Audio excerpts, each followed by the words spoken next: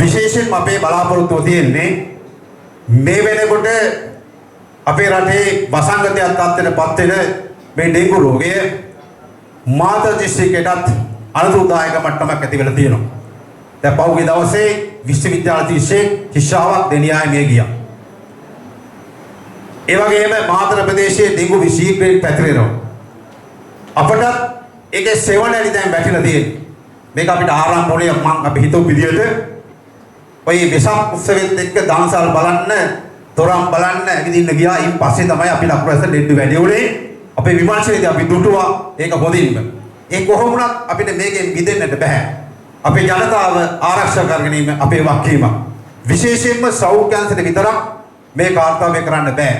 මේකට දේශපාලන නායකත්වයේ, රාජ්‍ය නිලධාරීගේ නායකත්වයේ, විශේෂයෙන් ගමේ නායකත්වය අපිට අවශ්‍යයි. ගමේ අය මේ කොටස් කරුවන් කරගන්න නැතුව අපිට විතරක් තනියෙන් කරන්න බෑ. අන්නේ සඳහා මේ විශේෂ දැවැන්ත වැඩසටහන අද දවසේ අපි කුඩා කොටස් වලට කඩලා ග්‍රාමසේය වසම් මට්ටමට ගිහිල්ලා ඒ වසමින් නිලධාරීන්ට ඒ ගමේ ඉන්න ප්‍රජානායකයන්ට මේක වක්කීම් බාර දීලා අපි කවුරුත් එකතු වෙලා එකවන්න මේ වැඩේ සාර්ථක කරගන්න තමයි බලාපොරොත්තු වෙන්නේ. මෙතෙන්දී සිදුවන දේ කෙටියෙන් පැහැදිලි කරලා මම අදාළ කාර්යයට යන්නම්. අපි බලාපොරොත්තු වෙනවා ලබන මාසේ 13 වෙනිදාට අකුරැස්සේ ප්‍රාදේශීය ලේකම් කාර්යාලයේ ගෙවල් හා ආයතන තියෙනවා 16000කට ආසන්න. මේ 16000ම එක දවසේ බලලා ඉවර කරනවා. එතකොට අපි සති දෙකක් ඇතුළත පුළුල් ප්‍රචාරක ප්‍රධානකුත් එක්ක හැම ගමකම හැම ග්‍රාමසේක කොට්ටාසයකම ඉන්න ප්‍රජාව දැනුවත් කරලා ග්‍රාමීය ඩෙන්ගු මර්ධන කමිටුව හදනවා. එතකොට මේ ග්‍රාමීය ඩෙන්ගු මර්ධන කමිටුවේ සමාජිකින්ට ඒ කොට්ටාස නිලධාරීන් එක්ක ප්‍රජානායකින් එක්ක අපි ගමේදී ඒ ග්‍රාමසේය වසමට පොඩි ප්ලෑන් එකක් හදනවා. ඔබත් එක්ක එකතු වෙලා කමිටුව දවසක අපි හිතමු ගමේ පාරවල් පහක් තියෙනවා නම් පාරවල් පහට කණ්ඩායම් පහක් අපි හිතන නම් කරනවා. අවශ්‍ය සියලු දේ උපදෙස් දෙකෙන්දී අපි දෙනවා. ඒ විදිහට වසම් 46ම අපි හැම විදිහට කුඩා කැබිලි වලට කල්ලා අපි වක්පීම් ටික බාර දෙනවා. අපේ ඩෙන්ගු මර්ධන කමිටුවටයි ප්‍රජාවටයි කොට්ටාස නිලධාරීන්ටයි. අපි බලාපොරොත්තු වෙනවා 13 වෙනිදාට අපිට නිලධාරීන් 500ක් අවශ්‍ය වෙන එදාට වැඩේට. ඒ කියන්නේ ඔබේ හැම කණ්ඩායමකට අපි එක්කෙනෙක් දෙන්න බලාපොරොත්තු වෙනවා නිලධාරීන්. ඒ සඳහා මගේ අරමුණ තියෙන කතා කරා සභාවත් එක්ක, ඒ වගේම ප්‍රාදේශිකත්වයත් එක්ක කතා කරා, ආයතනෙත් කතා කරා. අපේ බලාපොරොත්තුව තියෙන්නේ එදාට සියලු වැඩ වලින් අපි ඈත් වෙලා මේ වැඩේ කරන්න සභාවත් ඕනේ. සභාවේ සියලු දෙනා එදා දෙන්නම් කිව්වා. ඕන සම්පතක් දෙන්නම් කිව්වා. ප්‍රාදේශිකත්වයෙන් අපේ කාර්යාලයේ උඩරිම දායකත්වය දෙන්න කිව්වා. ඒ වගේම අපිට අතුරු ලියන ජම් පිරිසක් ගන්න වෙයි.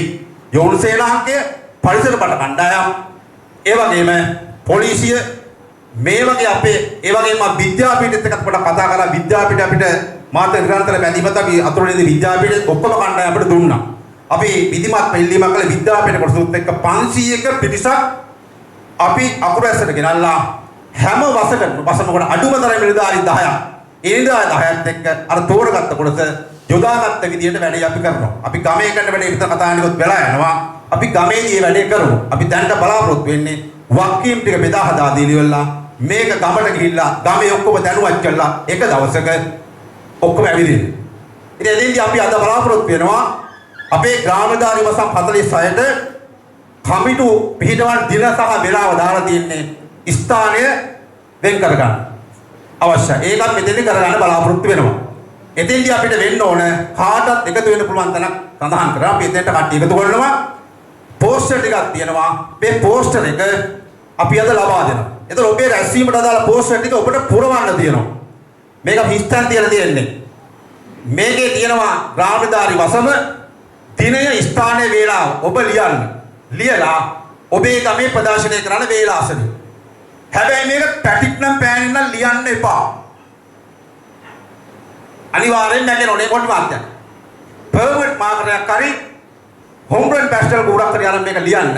එහෙම නැත්නම් කොයි වෙලාවකවත් පැටින් පාවිච්චි කරන්න එපා. මේ පෝස්ටර් ටික ගහන වසමඩ පෝස්ටර් 10ක් දෙනවා. මදි නම් තව දෙන්නම්. ඊළඟට අපි මේ රැස්වීමට කලින් දවසේ මේ රැස්වීම පිළිබඳව අපේ සෞඛ්‍යධාරී කාර්යාලයේ ප්‍රචාර කටයුත්තක් කරන වාහන යොදාගෙන අපේ සභාවේ වාහන අපේ වාහන දිනවා අපි කලින් ප්‍රචාරය කරනවා. දවසකට රැස්වීම 10ක්. 2 2යි 4 2යි. දවස් 4ක් 5ක් යනකොට කමිටු හදලා ඉවරයි. ඊට පස්සේ අපි කරන්නේ මුළු කොට්ටාසෙම ඇවිදින බව සහ කරන්න ඕන දේ අපේ සියලු ප්‍රජාවට දැනුවත් කෙලිවර කමිටුවලදී. ඒ කමිටුවට ගමේ උපරිම සහභාගීත්වය බලාපොරොත්තු වෙනවා හැම ගෙදරින්ම එක්කෙනෙක් ගෙන්න ගන්න. ඒකට අපි පෝස්ටර් පාවිච්චි කරමු. අපි ප්‍රචාර කරන්නම්. ඔබේ WhatsApp group ඔබේ කටවචනේ මේ හැම එකක් පාවිච්චි කරලා උපරිම සහභාගීත්වයක් එදා රැස්වීමට ගේන්න. ඒ රැස්වීමේදී අපේ PHM මහත්තයා ඇවිල්ලා දැනුවත් කළා අපි ඔක්කොම එකට එකතු වෙලා එකවන්ව වැඩ පිළිලා හදමු අපේ කොට්ටාසෙ ඇවිදින්න.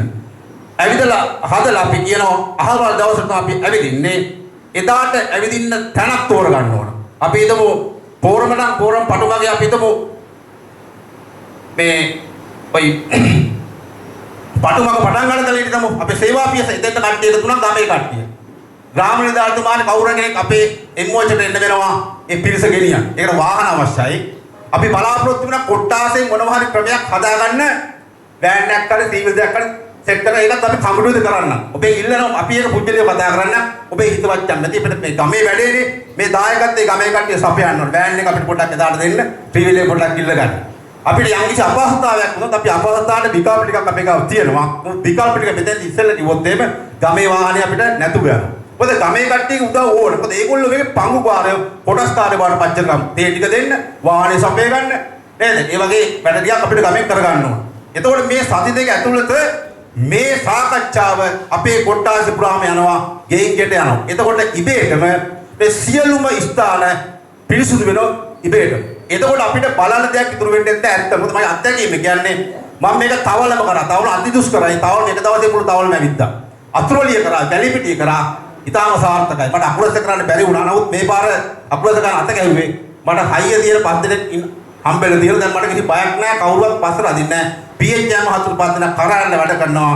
ඒකට හරියන්න ඔබත් ඉන්නවා අපිත් එක්ක. මොකද අපිත් එක්ක හැමදාම වැඩ කරලා අපි අතර හොඳ විශ්වාසයක් තියෙනවා. ඒ විශ්වාසෙත් එක්ක අපිට වැඩ ගන්න පුළුවන් කියලා ලොකු හයියක්, ලොකු අධිෂ්ඨානයක්, ලොකු විශ්වාසයක් අපේ හිතවල තියෙනවා. ඒ විශ්වාසය සාර්ථක කරගෙන අපි මේකට අත ගහනවා. ඇත්තටම අපි පරාර්ථකාමී වෙන්න ඕනේ. මම ඔබට චූටි දෙයක් කියන්නම් මේ YouTube එකේදී පොඩි දෙයක් කියන්නම් මේකත් මතක් කරලා මම වැඩේට බහින්නම්. පහුගිය දවසේ මම දැක්ක Facebook එකේ යනවා එක දුෂ්කර ඉස්කෝලේක හැමෝම ඔබත් දැක්කලා ඉතින්. එක ළමේ උදේ පාන්දර 70 බර ගාන පයින් ඉස්කෝලේට එනවා. ඉතින් මේක දැකපු යන්නේ පන්ති යාළු එකතු වෙලා ඒ දුප්පත් ළමයි දෙන්නෙක් සල්ලි එකතු කරලා ඒ දරුවට බයිහිලක් කරන් දෙනවා. ඔබ හිතන්නේ එහෙම සිතුවිල්ලක් පහළ වෙන කොයිතරම් වැදගත් වෙන්න ඕනද ඇත්තටම. තමන්ගේ පන්ති යාළුවට යාළුව සල්ලි එකතු කරලා බයිහිලක් කරන් දෙනවා. ඒක Facebook එකේ මම දැක්කා. ඒක තමයි අපි අනුන්ට උදව් කරනකොට අපිටත් ඒක කොහෙන් හරි ලැබෙනවා. කොහෙන් හරි ආශිර්වාදයක් වෙනවා. මේ විශ්ව ශක්තිය අපිට ආරෝපණය වෙනවා. අපි හැමතැනින්ම 99 බේරෙන්නේ අපි කරන යහපත් දේවල් වලින්. ඉතින් රජයේ නිලධාරීන් හැටියට අපි විශාල සේවාවක් කරගෙන යන අතරේ හැම වැඩකදීම අපි එකතු වෙනවා. දැන් මගේ ප්‍රතිපත්තිය අපේ මොචේ ප්‍රතිපත්තිය ඔබ අපිට යමක් කිව්වා නම් PHM මහත්තයා මේකට උදව් වෙන්න අනිවාර්යෙන් අපි එක් කරනවා. අපි මේ එක පැත්තට විතරක් ගලාගෙන යන්නේ ඔබෙන් වැඩ අරන් අපි පැත්තකට જાතිය නෙවෙයි අපි රැයක් වුණත් දවල් වුණත් දිවාරුණත් අපි වැඩ සහයෝගය දෙනවා.